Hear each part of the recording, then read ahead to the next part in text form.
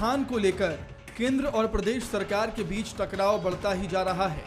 भले ही केंद्र सरकार ने छत्तीसगढ़ के धान खरीदी के कोटे को दोगुना कर दिया हो, लेकिन इस फैसले के बाद भी केंद्र और राज्य सरकार आमने सामने है। प्रदेश की सरकार हमेशा से केंद्र से मांग करती है कि केंद्र को जाने वाले चावल का कोटा बढ़ाया जाए। इसको लेकर केंद्र और सरकार आमने सामने कई बार रहे।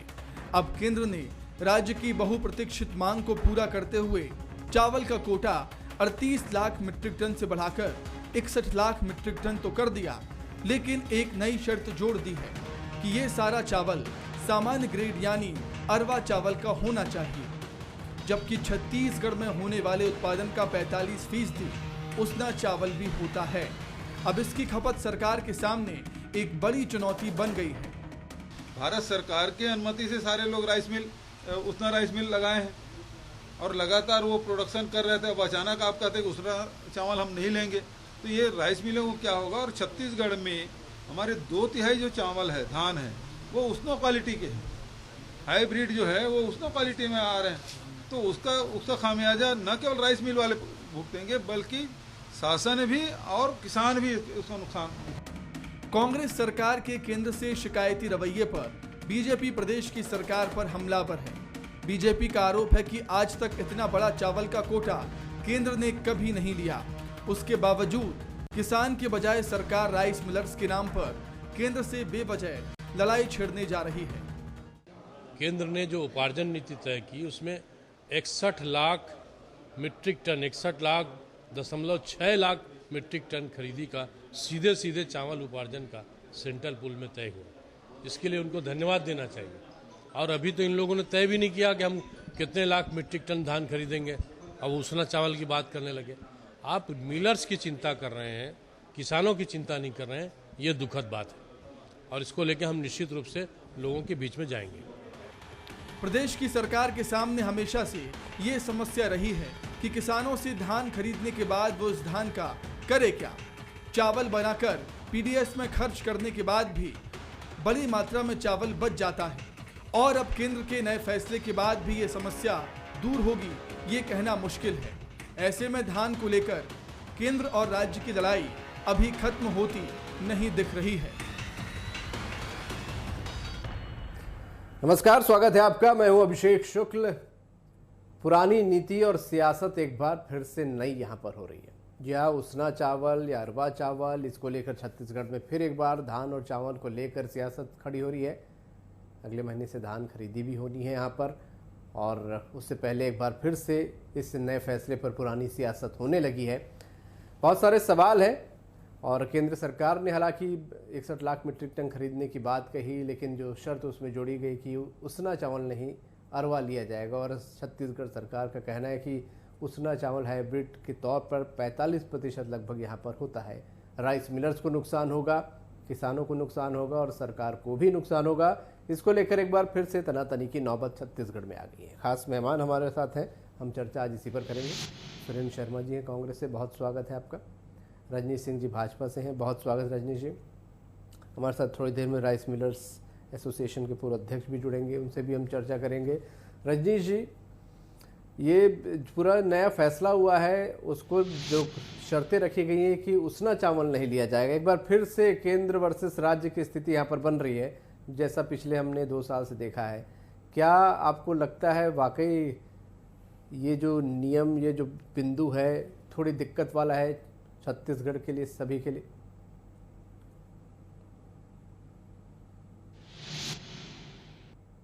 अभिषेक जी, छत्तीसगढ़ सरकार तो जब से गठन हुआ है तब से हर मुद्दे पर उसको कठिनाई का वास्ता दे रही है, खास करके केंद्र के विषय में। अभी जो केंद्र सरकार ने फैसला लिया है, और ये सरकार बार बार मांग करती थी कि हमारा चावल का कोटा सेंट्रल पूल में बढ़ाया जाए, तो 61 लाख मीट्रिक टन चावल का कोटा बढ़ा दिया गया है केंद्र सरकार द्वारा। मैं उस फैसले का बहुत बहुत स्वागत करता हूं और अभिनंदन करता हूं। ये छत्तीसगढ़ के किसानों के लिए एक बड़ा रास्ता खोलेगा यदि छत्तीसगढ़ की सरकार बहानाबाजी ना करे तो। और रास्ता ऐसे खोलेगी, मैं 2-3 चीजों पर इसमें, चूंकि ये धान का मुद्दा छत्तीसगढ़ का बहुत महत्वपूर्ण मुद्दा है, इसमें पिछले 19-20 में राज्य सरकार को सेंट्रल पूल में 28 लाख मीट्रिक टन चावल देना था। वो 3 बार एक्सटेंड करने के बाद कोरोना के नाम पर 26 लाख मीट्रिक टन जमा कर पाई। इस बार जो इनको चावल देना था वो 24 लाख मीट्रिक टन था और वो 24 लाख मीट्रिक टन में ये 20 लाख मीट्रिक टन आज की तारीख तक लगभग जमा हुआ है। तो ये सरकार जो सेंट्रल पूल में देना उसको दे नहीं पाई और बार बार बात करते थे कि 60 लाख मीट्रिक टन हमारा किया जाए। अब केंद्र सरकार ने कर दिया। अब ये धान कहां से लाएंगे? ये धान जो है जितना उनको कस्टम मिलिंग करना था करने के बाद उसको बहुत सारे धान को इन्होंने औने पौने में नीलाम कर दिया है बाजार में। अब इनके पास धान की कमी होगी, इसलिए ये सिर्फ मिलर्स की बात करते हैं, ट्रांसपोर्टर की बात करते हैं। मिलर्स का भुगतान नहीं कर पाए हैं, ट्रांसपोर्टर का भुगतान नहीं कर पाए हैं। अभी मैं बयान सुन रहा था प्रदेश सरकार का कि इससे हमारे राइस मिलर्स कहाँ जाएंगे। अरे राइस मिलर कहाँ जाएंगे? छत्तीसगढ़ सरकार, इनका कोई दायित्व है, इनका कोई काम है छत्तीसगढ़ के लिए, इसलिए ये सरकार सिर्फ आरोप प्रत्यारोप करेगी। अरे जब 24 लाख मीट्रिक टन चावल नहीं दे पा रहे हैं, 61 लाख इनके लिए बहुत दूर की बात है, नहीं दे पाएंगे, नए नए बहानाबाजी करेंगे और इससे छत्तीसगढ़ को, मैं तो मांग कर रहा हूं कि 61 लाख मीट्रिक टन है। सुरेंद्र शर्मा जी किसान हैं और किसान के हिस्से के अध्यक्ष हैं। मैं मांग करता हूं कि आने वाले समय में जो धान खरीदी है 15 नवंबर से शुरू की जाए। आपने जिक्र किया अगले महीने होगा, इनका 1 दिसंबर से पहले तैयारी नहीं है, बोरा नहीं है इनके पास। और दूसरी बात, अब धान का जो 15 क्विंटल का ये तय है प्रति क्विंटल, प्रति एकड़ 15 क्विंटल, उस क्राइटेरिया को खत्म करके अब किसान का जितना धान होता है उतना धान लिया जाए, क्योंकि सरकार ने 61 लाख मीट्रिक टन इनसे चावल लेने का कॉन्ट्रैक्ट किया है सेंट्रल पूल में। इसलिए इस सरकार को चाहिए कि किसान हित ऐसी यदि बात करते हैं 15 नवंबर से धान खरीदी प्रारंभ करें और 15 क्विंटल का जो एक गाइडलाइन है उसको हटा करके किसान का पूरा धान खरीदी करें। ठीक, सुरेंद्र शर्मा जी से मैं एक टिप्पणी ले लेता हूँ। सुरेंद्र जी, आप लोगों का विरोध है कि उसना क्यों नहीं लिया जा रहा, सभी को नुकसान होगा, लेकिन रजनीश जी का तर्क यहाँ पर कुछ और है। देखिए अभिषेक जी, हमारे रजनीश भाई अपने धर्म का पालन कर रहे हैं और करना भी चाहिए। मैं आपसे एक बात कह रहा हूँ कि ये भारतीय जनता पार्टी बार बार कहती है कि छत्तीसगढ़ की सरकार बार बार केंद्र से लड़ने का प्रयास करती है, अनावश्यक आरोप लगाती है। मगर सत्यता ये है कि जब से छत्तीसगढ़ की सरकार बनी है, आपसे और पूरे चैनल के माध्यम से छत्तीसगढ़ के किसान इस बात को जानते हैं कि 2018 में हमने 2500 रुपये धान का भाव दिया। उस समय केंद्र की सरकार ने किसी किस्म के व्यवधान उत्पन्न नहीं किया क्योंकि लोकसभा का चुनाव होने वाला। मगर 2019 में आते आते उन्होंने कहा कि अगर आप 1 रुपये भी बोनस देंगे तो हम आपका धान, आपका चावल नहीं खरीदेंगे। मजबूरी में सरकार को राजीव गांधी न्याय योजना लागू करना पड़ा। फिर पिछले दफा इसी तरह की व्यवधान उत्पन्न करना, तरह के परेशान करना, और किसी तरह हमने रिकॉर्ड कीर्तिमान स्थापित किया। 92 लाख मीट्रिक टन धान की खरीदी छत्तीसगढ़ की सरकार ने की और पूरे किसानों को राजीव गांधी न्याय योजना के अंतर्गत 10-10 हजार रुपये प्रति एकड़ के हिसाब से देने का काम छत्तीसगढ़ की सरकार ने किया है। अब इस बार निश्चित रूप से 61 लाख मीट्रिक टन चावल की अनुमति देना बहुत अच्छी बात है, उसके लिए हम धन्यवाद देना भी चाहते हैं। मगर आपसे मैं कहना चाहता हूँ, और रजनीश भाई भी किसान है, वो इस बात को अच्छी तरह जानते हैं, जो धान सही समय पे नहीं कट पाता, सही समय पे जिसकी बिजाई नहीं हो पाती, या थोड़ा बहुत पानी पड़ जाता है, या किसी किस्म की उसके उपार्जन में कहीं दिक्कत आ जाती है, तो उसमें टूट आ जाती है। और ऐसे जो धान है, इसके चावल जो है उष्ण वैरायटी होते हैं, जो कि काफी तादाद में होते हैं। और जिस तरह से अभी बारिश का मौसम चल रहा है, धान कटाई का समय शुरू हो चुका है और उसके बावजूद पानी गिर रहा है, तो ऐसे में उसके जो धान की गुणवत्ता है, धान की क्वालिटी है, उसमें अंतर पड़ेगा और उसना क्वालिटी के चावल का अधिक उत्पादन होगा। तो अब सवाल ये है कि है तो धान किसानों का ही, उसे उत्पादित होने वाला चावल भी किसानों का है, तो ये कहाँ जाएगा। दूसरी बात, उड़ीसा से लेके बिहार से लेके तमाम कई राज्यों में उष्णा चावल खाने की प्रथा है। बहुत सारे आंध्र में भी काफी जगह में उसना चावल लोग खाते हैं। तो सरकार को ये शर्त लगाने के बजाय कि आप सिर्फ अरवा चावल देंगे, अगर इसमें किसी अनुपात में उसना और अरवा दोनों को शामिल किया जाता तो बेहतर होता, छत्तीसगढ़ के किसानों के लिए भी, छत्तीसगढ़ के राइस मिलरों के लिए भी और छत्तीसगढ़ के राज्य सरकार और किसानों के लिए।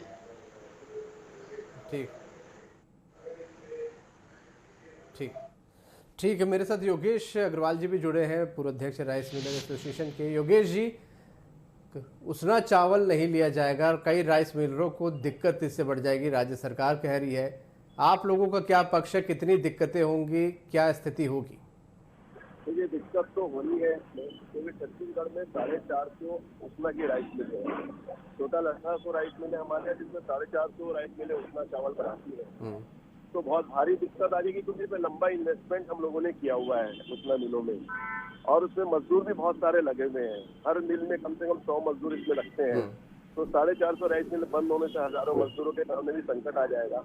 हमने बैंक से ब्याज लिया हुआ है, बैंक से पैसे लेकर के हमने प्लांट लगाए हुए, क्योंकि हम नहीं पटा पाएंगे, हमको बहुत बड़ी मुसीबत इसमें उठानी पड़ जाएगी।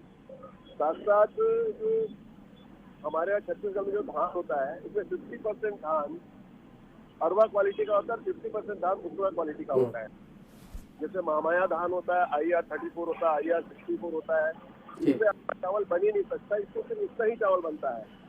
और अगर इसमें अरवा बनाने जाएंगे तो बहुत ज्यादा इसमें टूटन आ जाएगी, तो 50% धान ब्रोकन बनेगा, इसमें अरवा बन ही नहीं सकता। तो तकलीफ तो राइस मिलर के साथ में है। अब हमने केंद्र शासन से भी हमने बातचीत करी, केंद्र के अधिकारियों से भी मैंने बातचीत करी, तो उन्होंने ये कहा कि हमारे पास में 4 साल का धान स्टॉक में पड़ा हुआ है, चावल स्टॉक में पड़ा हुआ है। 4 साल के बाद चावल खराब हो जाता है, इसमें 4 साल का उसना चावल हमारे पास में पड़ा हुआ है। अब हम चावल और ले नहीं सकते। हमने कहा आप उड़ीसा भेज दीजिए, आंध्र प्रदेश भेज दीजिए, तमिलनाडु भेज दीजिए, जिस स्टेट में उसना खाया जाता है वहाँ भेज दीजिए। तो उन्होंने कहा कि वहाँ भी हमारे पास सरप्लस चावल, और उन स्टेट में भी उसना की पैदावार बढ़ गई है, इसलिए हम दूसरे स्टेट में भी नहीं भेज सकते। और सेंट्रल पूल में हमारे पास में 4 साल का स्टॉक पड़ा हुआ है। तो वो अपनी मुसीबत बता रहे हैं कि ऐसी बात है। मैंने लगातार, हम लोग हर रोज हम केंद्र अधिकारियों से बात करते हैं। अभी मैं दिल्ली आया हुआ हूँ, दिल्ली में भी आज सवेरे मैं अधिकारियों से मिला, उन्होंने यही कहा कि नहीं हम नहीं कर सकते साफ। अब वो नहीं कर पाएंगे तो आखिर हमारा धान जाएगा कहाँ, हमारी मिलें जाएगी कहाँ? मतलब एक बहुत बड़ी विकट समस्या हमारे साथ में खड़ी हो चुकी है। हमारे मुख्यमंत्री जी बार बार केंद्र शासन से निवेदन कर रहे हैं कि आपको उसमें लेना चाहिए। मैं चाहता हूं कि केंद्र शासन इसमें कोई रास्ता निकाले, क्योंकि ये मुसीबत है और हमारे मुख्यमंत्री जी भी इस बात को समझ रहे हैं कि बहुत बड़ी मुसीबत हो जाएगी, क्योंकि हम लोग तो व्यापारी हैं। इसलिए हम चाहते हैं कि एक ऐसा रास्ते कि हमारा पूरा धान भी मिल्ड हो जाए, राजस्थान का पूरा धान मिल्ड हो जाए, हमारी मिलें भी चल पड़े, मजदूरों को भी काम मिल जाए, क्योंकि किसानों का धान एक एक दाना जो सरकार खरीद रही बड़ा कीमती है, उसकी मिलिंग होना बहुत आवश्यक है। ठीक है, रजनीश जी, क्या दिक्कतें हैं राइस मिलर्स की, ये आपने सुनी। यहाँ पर एक तरीके से राइस मिलर्स को भी नुकसान होगा, किसानों को भी तकलीफ हो जाएगी। तो क्या आपको लग रहा है इनकी बात सुनने के बाद भी कि कहीं कोई बहानेबाजी है या कोई बीच का रास्ता निकाला जा सकता है दोनों तरफ की दिक्कतों को देखते हुए?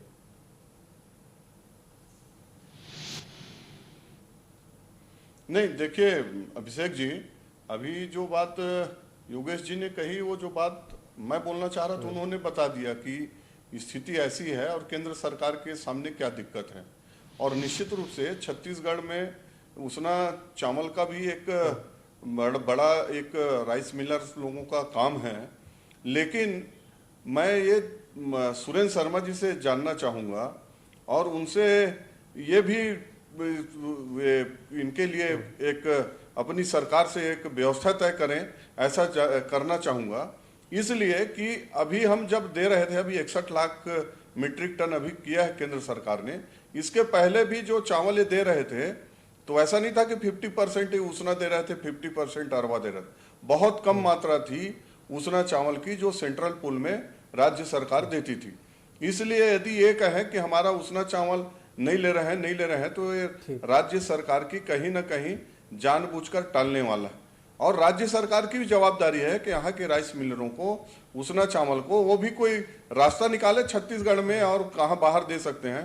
इन्होंने अभी धान 92 लाख टन में 92 लाख मीट्रिक टन धान जो खरीदे हैं, उसमें अभी इनके पास हिसाब नहीं है कि कितना धान संग्रहण केंद्रों में है, कितना मिलिंग हो गया, कितना इन्होंने नीलाम किया और कितना शॉर्टेज हुआ कि भ्रष्टाचार की भेंट चढ़ गया।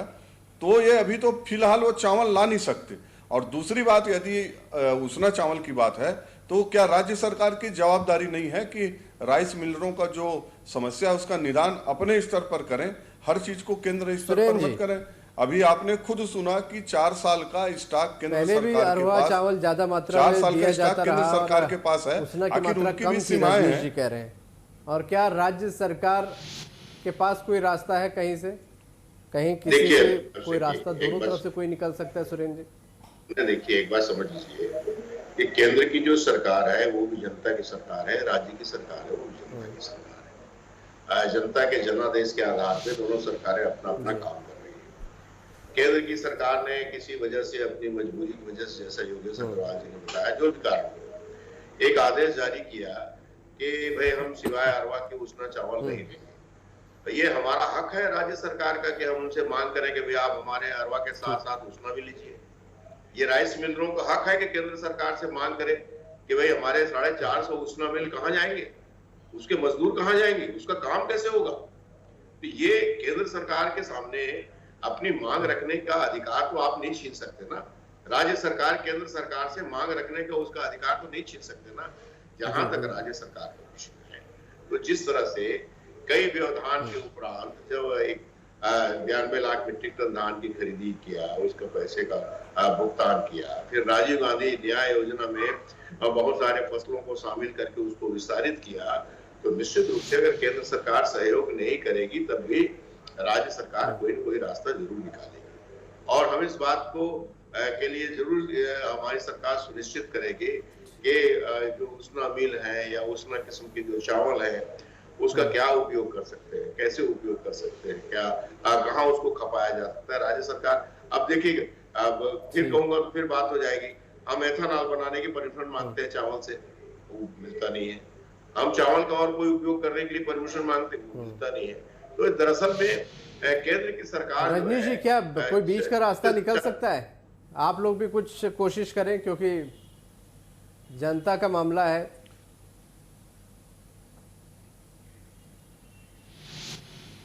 नहीं, देखिए अभिषेक जी, जो सुरेंद्र शर्मा जी कह रहे हैं कि हमको केंद्र सरकार से मांग करने का अधिकार है, बिल्कुल है, राइस मिलरों को भी है और सुरेंद्र शर्मा जी को है, कांग्रेस पार्टी को है। हम उसमें कहां बोल रहे हैं कि इनको अधिकार नहीं, लेकिन हर चीज को सिर्फ केंद्र अभी शर्मा जी बोल रहे हैं इथेनॉल का हमको परमिशन नहीं दे रहे हैं। इथेनॉल का परमिशन के लिए सिर्फ आप कागज में लिख के दे देंगे, उसके बाद डिटेल बताएंगे आप कैसे इथेनॉल बनाना चाहते हैं। केंद्र सरकार, आप बार बार बोलते हैं कि हमको परमिशन नहीं दिया, हमको राजीव गांधी न्याय योजना चलाना पड़ रहा है। आपने केंद्र सरकार से पूछ के 2500 रुपया का लगाया था। आखिर केंद्र का कानून छत्तीसगढ़ के लिए अलग रहेगा क्या? यहाँ का धान है और 2 अन्य फसलें हैं, उनका अलग कानून बना के खरीदे कि सिर्फ आपके हित उसमें सध जाए। आप यदि घोषणा पत्र में जो घोषणा किए हैं, आपको इस बात की जानकारी होनी चाहिए थी कि नियम कानून क्या है, केंद्र सरकार की नियम क्या है, कैसे हम कर सकते हैं। आप इसको कैसे केंद्र सरकार को जवाबदार बता सकते हैं कि हमारी धान नहीं ले रही। इसलिए सुरेंद्र शर्मा जी, आप बहुत किसान से जुड़े हुए हैं, बहुत छोटी टिप्पणी सर, फिर मैं योगेश जी की टिप्पणी हर बार बहाना ढूंढते रहे सर। अभिषेक जी, सिर्फ एक ही बात पूछना चाहता हूं, हम बहाना ढूंढने के बजाय खुद इसका हल निकालें। रजनीश भाई से और भारतीय जनता पार्टी से मैं एक ही सवाल पूछना चाहता हूँ कि 2018 में वो कानून खत्म हो जाता है, 2018-19 में वो कानून लागू हो जाता है। कानून आपकी मर्जी से चलेगा, आपकी इच्छा से चलेगा। आप जब चाहेंगे तब कानून को लागू करेंगे, आप जब चाहेंगे कानून को लागू नहीं करेंगे। ये बात सही नहीं है। 2018 में क्या कानून बना था? 2018 आप मेरे से प्रश्न कर रहे हैं, बता दीजिए क्या कानून बना था 2018 में? 2018 में हमने 2500 रुपया धान का सीधा भुगतान किया था किसानों को।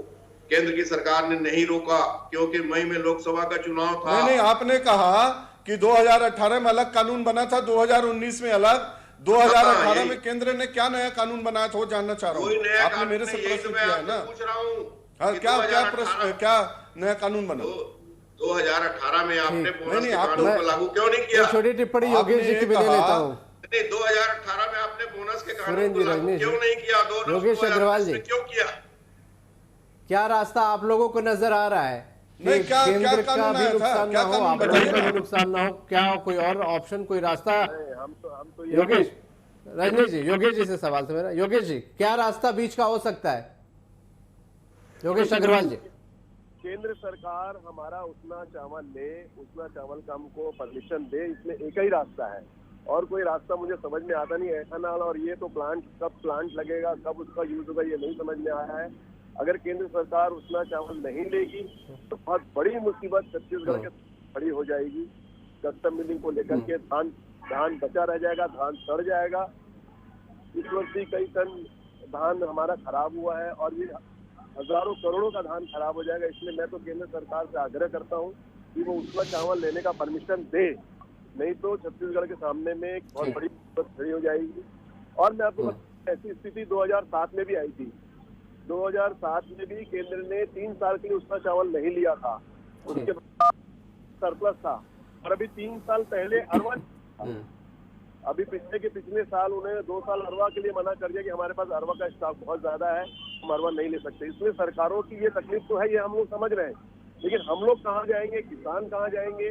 क्योंकि हमारी मिलें बंद हो जाएंगी, अरबों का नुकसान हमको भी होने वाला है। ये बहुत अहम बात है कि लोग कहाँ जाएंगे, उनके बारे में सरकारों को सोचना होगा।